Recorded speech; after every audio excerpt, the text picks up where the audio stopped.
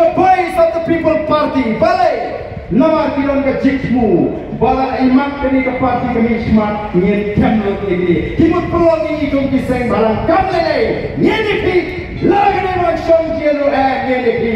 Nama kita minta kila wakila kirinti kong lobat turun jalo, ya kali kal erpra, apa baik keleng. Wat lagi disensyar kami siap kakende ayu pra, ting ketu pra. Kita dalam kebawa bangsa secara balik kita.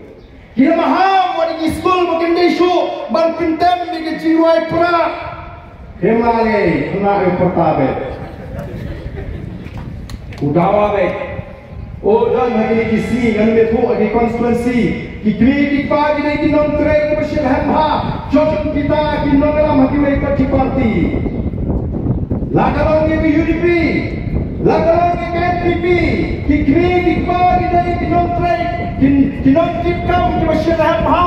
Jom kita di parti. Meski kita ialah penangata ke VPP, nangata ke UDP. Meski kita trade nangata ke NPP. Dapat ia bunuh tem jiwai terang dengan paksia. Akan jiwai terang. Mudah lebih lakukan kan. Hei kepala ngai bagadan kati kebenaran lihat proyek ringkat kami untuk parti. Yenam syakti yenam. Kalau luas lupa.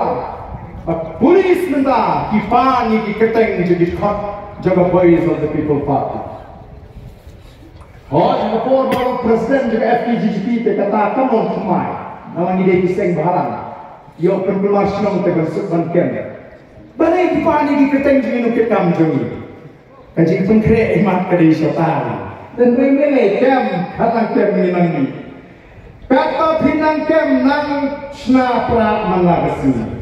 Unmi sini pra ni dapat haru akan itu snap ya kesor jopai ba kumpul mata dan belum lawan prinsip ya ni kaji frang kaji upai pa marga ko ki pai pa ni wan hari ke jaka ban pendrong ye pi sha kane ka parti kaji haru ni kwa ban pendrong ye kwa ba pinwan na goi pa per perka